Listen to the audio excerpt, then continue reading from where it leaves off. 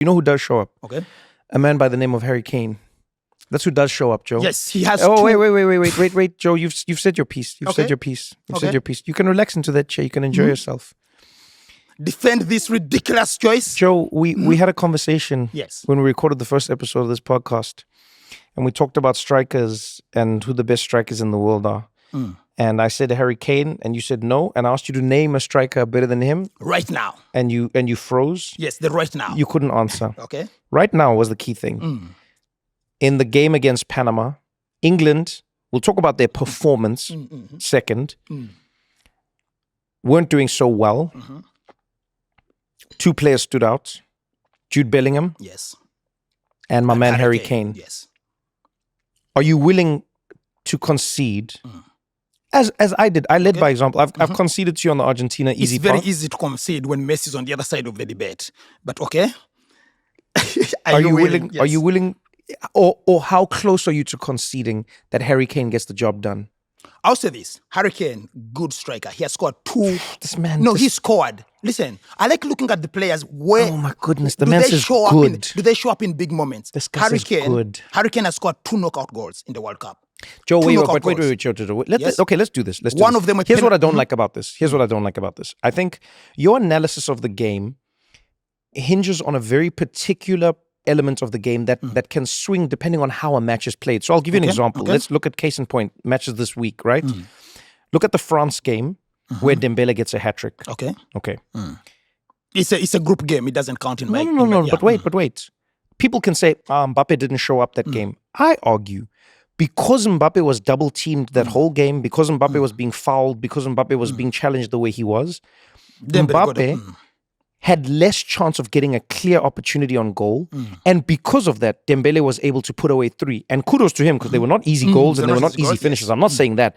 But I'm saying sometimes a player's sacrifice is such that they're going to have to give up their goals so that the team can win. And that's what I judge you by as a striker. Like Luis Suarez was one of the best at taking players away from the game and letting his team score goals. You get what I'm saying?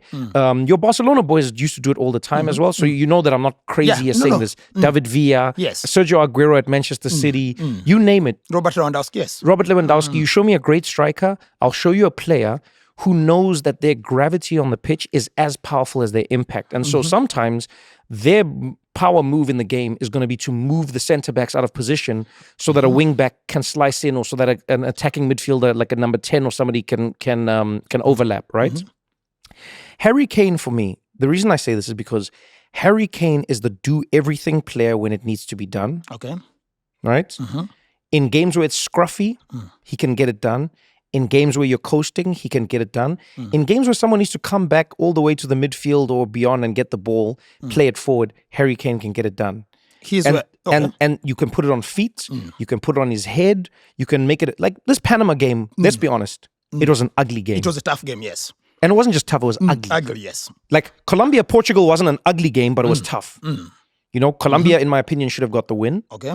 You know, but if we look at the England game itself, I think Harry Kane and Jude, by the way, Jude, who half of the English press was slating before the tournament, has now stepped up in more than one game, in my opinion, to show that like he is that guy. In the England team especially, Jude Bellingham. He will pop up with goals, yes. You know why? He scored 2 so far. You know why? And maybe this will get us into another conversation. Jude Bellingham is not afraid to progress the play. He's not afraid to take a man on. He's not afraid to dribble a person. He's not afraid. And Problem is he lacks the tools to do it. Wait. He lacks the finesse of like, he doesn't have the most deft touch. But man, the boy makes up for it with his decision making. With his lungs. Like in English, he's a passion merchant, I think, and he's a lungs merchant. I'll say this. So, did you say he's a lungs? Yeah, lungs and merchant. passion merchant? Yes, rah. That kind and of you player. say it like a bad thing. It's a bad thing. Okay, so I'll say this. Did he use his Did he use his lungs to cross the ball, or did he use his passion to cross the ball? Let me. I want to answer. I want to it's answer. amazing I want to answer. When you are, I want to answer your question. You make the most outlandish statements. I want to answer. No, my friend. Wait. Answer my question. When Jude Bellingham gets that ball and crosses it to Harry Kane, did he cross it using his lungs or using his passion? He used his lungs to get there. Which foot did he use to cross that ball? What I'm saying is, which foot did he use to cross that ball? If you're Jude Bellingham, you shouldn't struggle. I wish I was Jude Bellingham. Struggle to create chances against Panama. You shouldn't. If you're a great player, Panama's playing 5 at the back. it doesn't matter. No, Joe. Messi, No. Oh, here we go Pedri, again. Vitinha. These are players who want you want to bring that up? Yes. Okay, actually, this is a perfect time. Yes. Let's talk about your boys, Pedri and Vitinha. Okay. Wait, Yes, let me ask you a few questions. No, but let me Wait. first. I want first. Trevor. I want first answer your question. No. I want first answer. I see you dodging. Let me answer your question about Kane. No, now. let me answer your question about Kane. I see you Kane first. dodging. Let me answer your question. Now about we're going to Kane yes. because we brought up Pedri and Vitinha. Then we'll go to Pedri and Vitinha. I see what you're doing. You asked me about Kane. I see what you're doing. You asked me about Kane. So for me, Kane. You're taking the ball and passing it back to your goalkeeper right Kane now, has the Joe. same problem. Kane has the same problem as Ronaldo. And I'll tell you why. When you've scored 2 goals in the knockout rounds, Trevor, a good player, a great player, is only determined by how they stand up when the pressure is on, when the lights are brightest. The pressure was on with Panama. No, it wasn't. That's not the knockout rounds. That's the group stages. Joe, the they pressure had already was on. qualified regardless. Joe, the pressure was on. Yes, Trevor. but winning the group was important. Trevor, I'm saying knockout rounds. Did Ronaldo win the group? No, he didn't. So, wait. Let's play this game. Did Ronaldo win his group? No, he didn't. Did Uruguay win their group? No, they didn't. Yeah. So I'm saying there are players where there are players and teams Yes. who didn't show up. Yes. Because winning the group is pressure, Joe. Don't say it's not pressure. Winning the group is useless if you don't show up in the knockout rounds. Yeah, but we haven't got to the knockout rounds yet. But now you can't judge a man by a round he didn't get to. No. I'm saying in the past and even now. I'm looking at their past performance. So look, for me, the way I consider Harry Kane and Ronaldo, I think of them as the Harden, James Harden, or Russell Westbrook of international football. They'll put up big numbers in the regular season. When the playoffs come, they disappear. You know what you are, Joe? They Can disappear. I tell you what you are? Yes. You are a hate merchant. No. That's what you are. Trevor, they are good players. No, I don't think you heard me. Russell Westbrook and James Harden. You are a merchant of hating. Listen. Russell Westbrook and James Harden you are a merchant are future Hall of Famers. And they're future Hall of Famers. You are a merchant but you can never put them in the same conversation of hating. as Michael Jordan or LeBron James. I'm going to issue you a challenge. Okay. You're not allowed to say the words Messi. Okay. You're not allowed to say the words Harry Kane. No, we can't have a conversation. You see? Okay, I'm let's taking talk about I'm Declan taking all Rice. your merchants here. Okay, let's talk about You're a Declan Messi Rice. merchant. That's all you are. Let's have a conversation about Vitinha. Yes. What's going on with Vitinha? Wait. I'm going to break down why we're talking about this. Vitinha has been considered one of the best midfielders in the game of football over the past few years. Playing for PSG, the man has won multiple Champions League. He's won multiple La Ligas.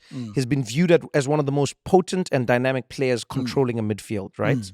Coming into the World Cup, I would argue that Portugal has been called one of the favorites primarily because Vitinha is running the midfield. Bruno Fernandes is in front of him. People have said this midfield can shut everything down. Midfield, yes. They can create anything. Good luck to any team that faces them. And yet, in the games where we've watched Portugal play, it looks like Vitinha, and this is not like me guessing. If you look at his passing map, most of his passes are lateral passes from side to side, short passes that aren't really creative. They don't move the game. Very few incisive passes, very few chances created. Yes. Very few opportunities, And very what- few. Yes. And right. what's the difference? And so my question to you is, okay, now remember my challenge. I'm actually going to add one thing. You cannot say Ronaldo. You cannot say Messi. And you cannot say Harry Kane. You're asking me to diagnose the problem without actually mentioning the problem. Wait, Joe. So when you have a striker who is static, when you have a striker who is not mobile, however progressive a passer you are, there's no one to play the ball into. You need someone to play the ball into, however progressive you are. Pedro Neto's there? Pedro Neto is not in the... So that's why it's sideways, because it's going to the wing. But it's not the same. At PSG, he's playing the ball into Kvaratskhelia. He's playing the ball Who's into on Dembele. the left? Yes. Who's on the right sometimes? Yes, but who's making runs inside. He's playing the ball into Dembele, though. Dembele is very mobile. Now, when you consider... Look, I'm a huge fan of Messi, yes. But you're not allowed to say Messi, okay. I'm Remember a huge what fan we of the just said. God. I'm a huge fan of the God. But I'll tell you one thing. I'll play Trevor. You've seen us play on Tuesday. One of my arguments every time I'm playing on Tuesday is where are the runners? I'm a midfielder. I'm a very progressive passer of the ball. I hate passing the ball back.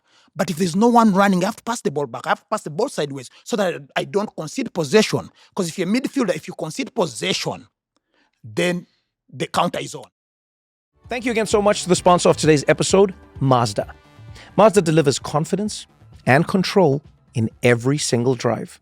And Consumer Reports' safest new car brand award proves it.